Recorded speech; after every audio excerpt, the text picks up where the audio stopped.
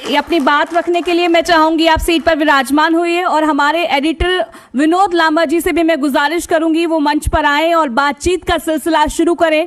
और अब इसी मंच पर सवाल जवाबों का सिलसिला देखने को मिलेगा और पूछा जाएगा कि धरातल पर कितना कार्य हुआ है और जो वादे किए गए थे उन पर कितना कार्य किया जा रहा है। इन सभी मुद्दों पर बातचीत करेंगे और मैं गुजारिश करूंगी आप सभी से एक बार जोरदार तालियों के साथ स्वागत किया जाए और ये बातचीत का सिलसिला आप शुरू करेंगे इसी के साथ और सभी मुद्दों पर आज इसी मंच पर बातचीत की जाएगी। शुक्रिया प्रिया जी मंत्री जी, पूरा समय मिला आपको, आपने पूरी हरियाणा की जनता को जी मीडिया, जी दिल्ली एनसीआर हरियाणा के माध्यम से बता दिया आपके विभाग का काम। लेकिन विभाग के काम के साथ कई ऐसी चीज़ें भी होती हैं जो पूछनी चाहिए, क्योंकि सत्ता पक्ष से विपक्ष के भी सवाल होते हैं, आम जनता के भी होते हैं, सामाजिक न्याय कल्याण आप देखते हैं। और बेदी साहब के बारे में अगर ये कहा जा सकता है कि मंत्री भी हैं और महामंत्री भी हैं, संगठन का भी काम देखते हैं और ये बहुत कम लीडर्स में है। और एक खूबी बता देता हूं, बाकी सवाल आते हैं। जब भी सरकार पे बात आती है तो आप बचाव में सबसे आगे आते हैं। पिछले दिनों जो मामले हुए, जो सरकार की गले की फांस बने, वहां सबसे पहले आप सॉर्ट आउट कराने पहुंचे और विपक्ष को भी बखूबी जवाब देते हैं। शुक्रिया लांबा जी। आज इस कनक्लेव में मुझे सामाजिक न्याय अधिकारिता मंत्री की जिम्मेवारी के तहत आपने यहाँ पर आमंत्रित किया। मैं अपनी ओर से, हरियाणा सरकार के लोकप्रिय मुख्यमंत्री नायब सिंह सैनी जी की ओर से आपके चैनल को, आपके दर्शकों को ढेरों ढेरों बधाई और शुभकामनाएं देता हूं और परमपिता परमात्मा से निवेदन करता हूं कि आने वाला समय आप सभी के लिए, हरियाणा वासियों के लिए, आपके सभी दर्शकों के लिए सुख में हो, उन्नति में हो, तरक्की में हो और शांति में हो। तो किस तरह की चल रही है सरकार? कभी आईपीएस झगड़ा कर रहे हैं, कभी कपूर साहब का नाम आ रहा है, फिर कपूर साहब को हटाना पड़ रहा है, लॉ एंड ऑर्डर पे सवाल उठे, कुछ इनकाउंटर्स हुए, इसको मैं दरकिनार नहीं करता हूं कि पुलिस ने कुछ सख्ती बढ़ाई, लेकिन सवाल तो निश्चित तौर पर उठे। वहीं कांग्रेस आ गई, आज आपके जो पंचकुला वाला ऑफिस है वहां पहुंची हुई है पूरे लाव लश्कर के साथ। और अब तो हुड्डा साहब ने तैयारी कर ली है अविश्वास प्रस्ताव, इस सरकार पर विश्वास ही नहीं है, अविश्वास प्रस्ताव भी इस सेशन में आने वाला है जो कल से ही शुरू हो रहा है। देखिए, आपका बहुत बहुत धन्यवाद, बहुत बहुत शुक्रिया। जब आप सरकार में होंगे तो आपकी जिम्मेवारियां कुछ और होंगी, जब आप विपक्ष में होंगे तो जिम्मेवारियां कुछ और होंगी, परंतु सरकार और विपक्ष की जिम्मेवारी केवल एक ही है। हरियाणा प्रदेश के प्रत्येक नागरिक की चिंता विपक्ष भी करे और सरकार भी करे। और मुझे सौभाग्य हूँ, साली समझता हूँ अपने आप को कि पिछले 11 वर्ष से हमारी हरियाणा प्रदेश के अंदर और केंद्र के अंदर भारतीय जनता पार्टी नियमित सरकार है, पूर्ण बहुमत की सरकार है। तो जब पूर्ण बहुमत की सरकार है और लगातार इतने साल से सरकार है तो जिम्मेवारियां बढ़ती हैं। और जब सरकार लंबे समय तक काम करती है, लंबे समय तक रहती है, तो लोगों की उम्मीदें बढ़ती हैं। जब मतदाता किसी भी सरकार के पक्ष में मतदान करता है तो बड़ी उम्मीद, आस, विश्वास और भरोसे के साथ करता है। और बार बार लगातार हम पर हरियाणा प्रदेश की जनता ने भरोसा बनाया, लगातार हम पर विश्वास किया, तो हमारी जिम्मेवारियां बढ़ी हैं। आपने बात की कुछ ज्वलंत मुद्दों को लेकर, चाहे वो आईपीएस का मुद्दा है, चाहे हमारे पूर्व डीजीपी का मुद्दा है। तो जब आप सत्ता में होंगे तो बहुत सी चीज़ों का सामना आपको करना पड़ेगा और समय समय पर ये चीज़ें आती भी हैं, चाहे सरकार हमारी हो या किसी की भी हो। उन सभी का सॉर्ट आउट करना भी हमारी जिम्मेवारी बनती है। और हमारे लोकप्रिय मुख्यमंत्री नायब सिंह सैनी जी ने और हमारे नेतृत्व ने सभी समस्याओं को बड़ी खबूबी, बड़ी बखूबी और बड़े सौम्यता से उनको निराकरण करने का काम किया। और उस सामूहिक नेतृत्व के तहत मंत्रिमंडल में हम सब मंत्री हैं, तो हमारी भी उतनी ही जिम्मेवारी बनती है। और कांग्रेस के बारे में आपने कहा कि आज पंचकमल, पंचकुला में कांग्रेस के लोग कोई धरना प्रदर्शन या वहां पर कोई प्रदर्शन करने की योजना बना रहे हैं, तो मैं तो आपका भी धन्यवाद करता हूं और विशेष तौर से विपक्ष को भी धन्यवाद करता हूं कि उनमें कम से कम इतनी ताकत तो आई कि आज वो किसी मुद्दे को लेकर वो किसी बीजेपी कार्यालय पर धरना प्रदर्शन कर रहे हैं। नहीं तो स्थिति क्या थी पिछले 11 साल के अंदर? तो हरियाणा प्रदेश के अंदर किसी को यही पता नहीं था कि हरियाणा में कोई विपक्ष भी है। आप लोग किसको मानते हैं? नेता विहीन विपक्ष, नेतृत्व विहीन विपक्ष, लाचार और बेबस विपक्ष हम भी फेस कर रहे थे।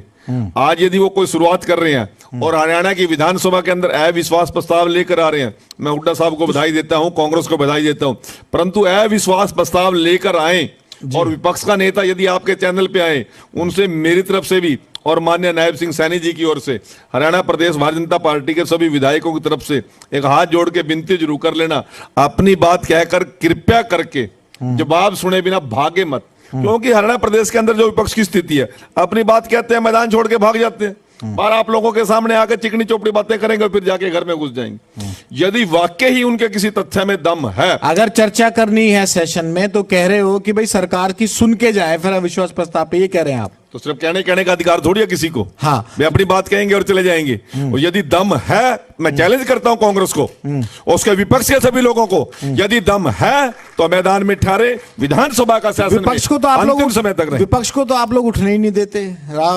राव साहब बने प्रदेश अध्यक्ष और उनके बने देर नहीं हुई तो सीडी की चर्चा शुरू हो गई। अब वो इनेलो ने छोड़ी या बीजेपी ने छोड़ी, मुझे नहीं पता। एक पुरानी, मतलब जो कोई उभरता है, उनका संगठन बड़े मुश्किल से बने और बड़ी मुश्किल से हरियाणा में वो खड़े होते हुए नजर आए, और बने देर नहीं हुई, ताजपोशी हुए, और सत्ता पक्ष ने वो सीडी पुराने जो कांड है, और जांच भी शुरू हो गई। वो कह रहे हैं कि सत्ता का दुरुपयोग करते तीसरी बार से आप लोग सरकार में। नहीं, किसी की यदि कोई पाप उगड़ते हैं, उनकी जांच कराना, विपक्ष ने तो बड़े दिल करके कहना चाहिए इसकी जांच कराओ, हम दूध के धुले हुए हैं। और यदि कहीं ना कहीं उनके कालिक है, फास्ट ट्रायल पे कैसे आ गई? जब तक वो अध्यक्ष नहीं बने थे कांग्रेस के, जब तक उसकी कहीं चर्चा नहीं थी, कहीं जांच नहीं थी, कहीं नोटिस नहीं आ रहे थे। जैसे ही जिम्मेवारी कांग्रेस की मिली और उनको अध्यक्ष की, तो जांच फास्ट ट्रैक पर आ गई। मैं आपको बिल्कुल क्लियर बात कहना चाहता हूं, विपक्ष ने खासतौर से इंडियन नेशनल लोकदल ने उस मुद्दे को उठाया और सरकार के सामने कोई बात आई तो जांच करेंगे, क्यों ना करें जांच। कोई हम जांच का विषय होगा तो जांच करेंगे। और यदि विपक्ष में इतना ही भय है तो फिर वो जिस समय वो राज में थे, फिर इस प्रकार के जुल्म जातियां और इस प्रकार के क्यों करनी करी उन्होंने। आपने एक जिक्र किया, इनेलो ने उठाई, तो यही तो सवाल उठाते हैं कि बी टीम आखिर बीजेपी की है कौन? भाई ए टीम तो आप लोग हो, जनता ने आप लोगों को चुना है, तीसरी बार मैंडेट दिया है, सबसे बड़ा मैंडेट दिया है, और परीक्षा में आप लोग पास रहे हैं, इसमें संदेह नहीं है। कांग्रेस वाले कहते हैं कि इनेलो आपकी बी टीम है, और इनेलो वाले कहते हैं कि कांग्रेस आपकी बी टीम है। ये खेल आखिर है क्या सत्ता का? तो विपक्ष को तो आप लोग उभरने ही नहीं दे रहे, सब आपने बी टीम बना रखी है अपनी। लांबा जी मेरी बात सुनो, मेरे प्रदेश के मुख्यमंत्री ने, मेरे प्रदेश के भारतीय जनता पार्टी के प्रदेश अध्यक्ष ने, किसी सांसद ने, किसी विधायक ने, किसी मंत्री ने, किसी कार्यकर्ता ने कभी हमने इनेलो को बी टीम कहा हो या कांग्रेस को बी टीम किया हो? हमने तो कभी कहा नहीं। We are A team, B team जो भी है वो आपस में लड़ रहे हैं। ए टीम तो है, डिसाइड करें, हम क्यों करें? मोहर लगा दी है, हम तो ए टीम है। हाँ है, वो डिसाइड करें, इनेलो करें। तीसरी बार सरकार बना, हमारी क्या जिम्मेवारी है कि हम बी टीम डिसाइड करें? वो आप लोग के इशारे पे कौन खेल रहा है? लोगों के पांव के नीचे से जमीन खिसक रही है तो ए बी की बात वो कर रहे हैं। हमें कोई आवश्यकता नहीं है। हमें हरियाणा प्रदेश के काबिल मतदाता ने, पूजनीय मतदाता ने लोकतांत्रिक तरीके से तीसरी बार सत्ता में पहुंचाने का काम किया। हम सत्ता पक्ष की जिम्मेवारी निभा रहे हैं। दिन रात 24 घंटे हरियाणा प्रदेश के प्रत्येक गांव में बिजली दे रहे हैं, आखिरी टेल तक पानी दे रहे हैं, सड़कों का सुदृढ़ीकरण कर रहे हैं, बिना पर्ची और बिना लाडो लक्ष्मी योजना आप लोग घोषणा करते हैं, आप पूरी नहीं होगा तो मजा नहीं आएगा। बिना पर्ची और बिना खर्ची गारंटी से रोजगार दे रहे हैं। ऑनलाइन तरीके से हमने ट्रांसफर पॉलिसी लेके आए हैं और पूरा देश जिसको फॉलो कर रहा है। मैं आपको बताना चाहता हूं, हमें सत्ता की जिम्मेवारी दी है, प्रत्येक नागरिक की सुरक्षा, प्रत्येक के लिए शिक्षा और प्रत्येक के लिए चिकित्सा देना हमारी जिम्मेवारी है। हमारे मुख्यमंत्री जिस काम को बड़े अच्छी बखूबी तरीके से निभा रहे हैं।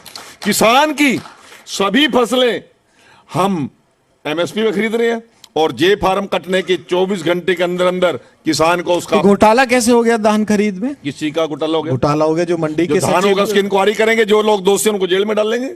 वो पैसा 100 करोड़ के आसपास की, वो 1000 करोड़ का हो, 100 करोड़ का हो, 1 रुपए का हो, जो दोषी होगा उससे रिकवरी भी करेंगे, उसको सजा भी देंगे और सलाखों के पीछे ठोकने का काम। पिछले दिनों उन्होंने कहा कि ये बहुत अच्छी बात है भाई, 100 करोड़ का घोटाला हो गया, चार्जशीट कर दिया मंडी सचिव। लेकिन बात दुष्यंत चौटाला ने, तो सरकार से ये तो पूछो कि भाई आखिर हुआ तो हुआ कैसे? कौन? दुष्यंत चौटाला ने। अच्छा, ये सवाल किया तो दुष्यंत चौटाला को भी सवाल पूछने का अधिकार दे दिया कि आजकल किसी ने? कौन पूछता है उसके? रैली के, जुलाना रैली के बाद, जो आपके आस पड़ोस में पड़ती है ना, नरवाना के पास जुलाना, उसके बाद वो मीडिया रैली बोल रहे हो आप? इतने तो मेरे मुख्यमंत्री जी पंचकुला की सड़क से वैसे गुजर जाए, लोग नायब सिंह सैनी जी को आशीर्वाद देने के लिए इकट्ठे होकर इसको रैली उतार रहे हैं।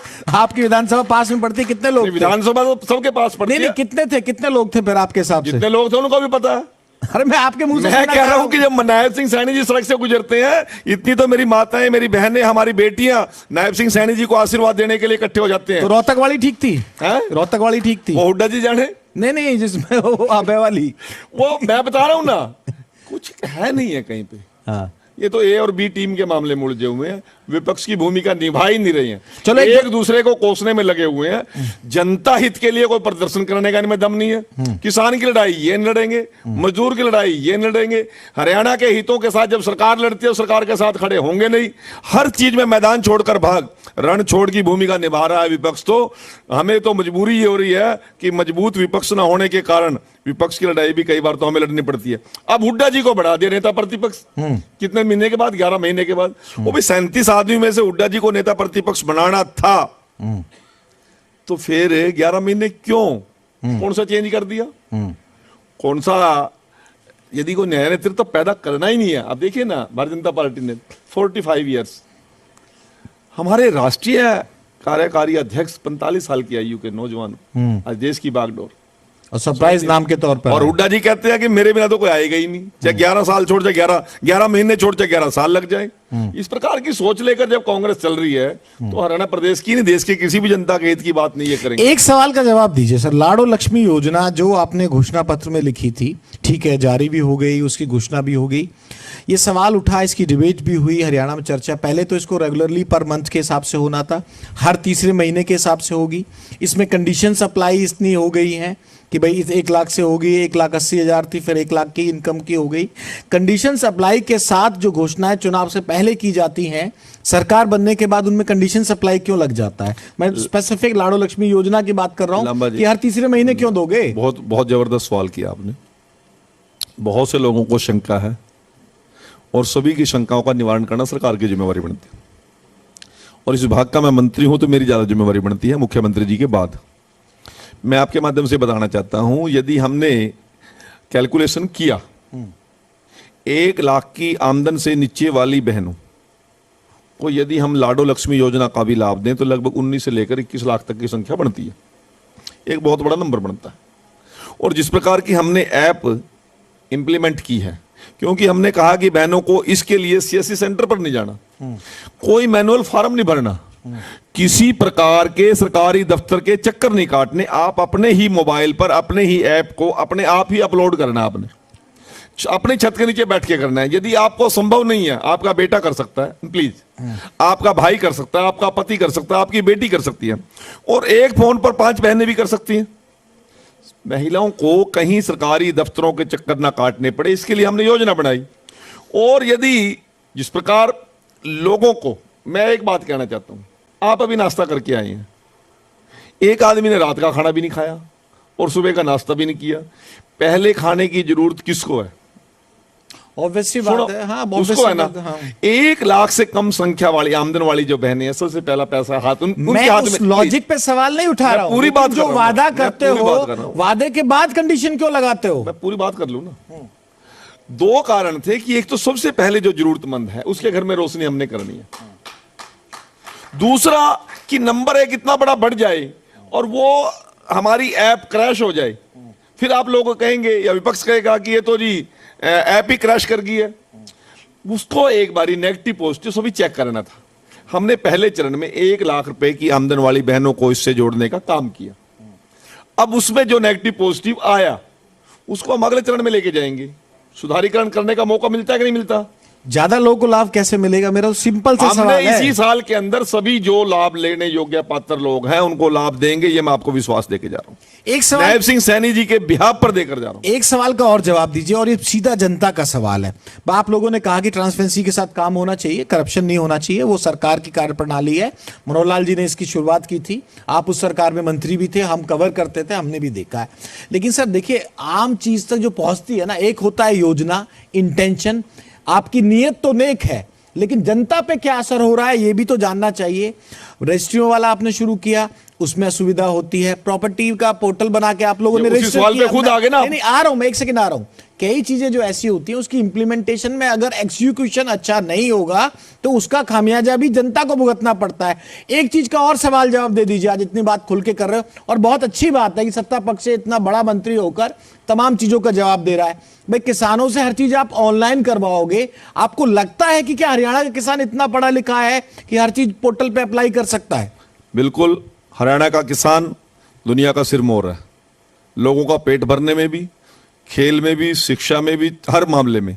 मैं आप लोगों को एक बात बताना चाहता हूं, हमने केवल किसान को उसके पोर्टल पर नहीं छोड़ा, उसके हालात पर नहीं छोड़ा, हमने उसके लिए अन्य ऑप्शनल चीजें भी रखी, चाहे सीएससी सेंटर थे, चाहे अटल सुविधा केंद्र थे, चाहे हमारा कृषि विभाग है। हमने केवल बहनों को केवल ऐप पर नहीं छोड़ा, हमारा विभाग भी तो उसकी निगरानी कर रहा है, हमारे लोगों को अवेयर कर रहे हैं। मैं आपके माध्यम से बात कहता हूं, हमारे ऊपर दोषारोपण तब कीजिए भी किसान को हमने उनके हालात पे छोड़ दिया, हमारा विभाग उनकी कोई देखभाल नहीं कर रहा। मैं आप अपने चैनल के माध्यम से सर्वे टीम लगाइए, आपके पास बहुत बड़ा जंतर है, सर्वे टीम लगाइए, आप ऑथेंटिक सफाई करके आप हमें यह बता दीजिए कि 2015 में मनोहर लाल जी ने ये पोर्टल ऑनलाइन शुरू किया था, 2015 से लेकर 2025 तक वो किसान उस स्कीम का एक भी लाभ नहीं ले सका, तो हम आपको जवाब देंगे। अब सभी काम तो हो रहे हैं ना, अब 11 साल के बाद ये चर्चा क्यों? आज तो लोगों ने, मैंने रजिस्ट्री वाला उदाहरण दिया था ना, रजिस्ट्री वाला आप लोगों ने शुरू किया तो तुरंत, मैंने कहा कि जब पोर्टल, देखिए सर आपने मेरा सवाल सुना नहीं, सुना मैंने कहा नियत ठीक हो सकती है, इंटेंशन बहुत अच्छी हो सकती है, अगर इंप्लीमेंटेशन स्मूथ नहीं होगा तो खामियाजा जनता को भुगतना पड़ेगा। मैं बता रहा हूं, इतना सवाल जब तक हम ऑनलाइन लेके नहीं आए थे, पटवारी किसान के लिए भगवान था, और पटवारी के दर्शन करना तो भगवान के दर्शन करने के बराबर होता था किसान को। आज किसान से पूछिए, पटवारी की शक्ल भी नहीं जानते, वो घूमता रहो पटवारी। हमने लोगों को अपने पांव पर खड़ा करने की शुरुआत की है, और इस हरियाणा की धरती से की है, किसान के माध्यम से की है, ईमानदारी से की है, सरकार के द्वारा की है।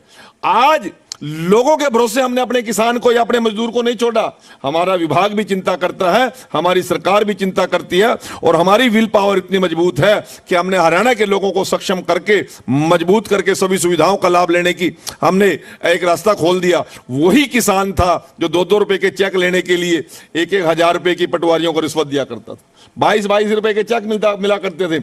आज अरबों खरबों करोड़ों रुपए हम बांटते हैं, कोई 1 रुपए का घोटाला और घपला करने किसी की हिम्मत नहीं है। मैं एक उदाहरण आपको देना चाहता हूं, 2014 में माननीय मनोहर लाल जी के साथ ही मुझे मंत्री की शपथ लेने का मौका मिला, यही विभाग मेरे पास था, और माननीय मनोहर लाल जी ने हरियाणा विधानसभा में घोषणा कर दी कि हम सभी पेंशन स्कीम को ऑनलाइन सिस्टम से लेके जाएंगे, डीबीटी से जोड़ने का काम करेंगे। परंतु भूपेंद्र सिंह हुड्डा जी उस समय नेता प्रतिपक्ष तो नहीं थे, परंतु विपक्ष में थे, नेता प्रतिपक्ष तो अभय सिंह जी थे, तो उसी समय खड़ा होकर कहने लगे, मनोहर लाल जी यदि ये ऑनलाइन ऑन दीना तो मैं कर दिन 2.5 साल जोर लगा कर मेरे लिए मेरे पता हो ही नहीं, तब भी नहीं कर सकते। परंतु मैं आभारी हूं मनोहर लाल जी की विल पावर का। मनोहर लाल जी ने 13 महीने के अंदर अपने आप दिन रात जाग के, हमें दिन रात जगा के, मेरे विभाग के अधिकारियों को जगा के, वो पेंशन स्कीम जो सबसे बड़ा घोटाले का अड्डा बन चुका था, जो सबसे ज्यादा भ्रष्टाचार का अड्डा बन चुका था, जहां जिंदगी भी और मरे हुए की पेंशन अधिकारी खाते थे, उन लोगों को सम्मान देने का काम किया। जो बारात बड़ी बड़ी लंबी लाइनें लगती थी पेंशन के लिए, आज एक भी शिकायत पूरे हरियाणा प्रदेश में आपको पेंशन की नहीं मिलेगी। ये मनोहर लाल जी ने शुरुआत की और हुड्डा जी के सामने की। देखो 108 साल के जो बुड्ढे साहब की जो बारात निकली थी, एक बुजुर्ग थे, वो देखी होगी ना रोहतक से आपने। मैंने कहा ना कि इंटेंशन अच्छी होती है, लेकिन कैची अगर गलत जगह चल जाए, जो निकली थी ना, जो 108 साल निकली थी, जो 108 साल के बुड्ढे की बारात लेके आया था, वो पहले अपना घर तो देख लेना, अपने घर का तो सेटिस्फाई नहीं कर सके। वो कोई कर सकता है क्या 100%? मैं कब कहा है? कहीं ना कहीं आपको आधा परसेंट, 0 पॉइंट कुछ ना कुछ तो एरर लग जाएगा। मेरी भी अपने डॉक्यूमेंट गलत हो सकते हैं, मैं पूरे कागज नहीं दे रहा, ये मेरी भी तो कमी हो सकती है। मेरे घर के अंदर हमारे भी तो वर्ड की स्पेलिंगों में गड़बड़ होती है, कहीं ना कहीं कोई कमी रही है, उसको सुधार कर दिया।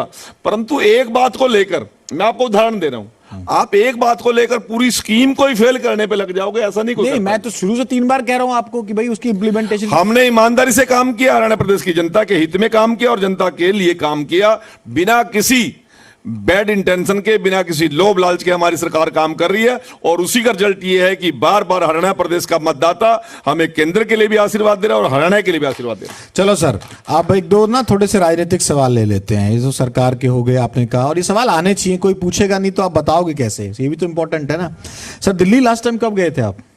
दिल्ली लास्ट टाइम कब गए थे?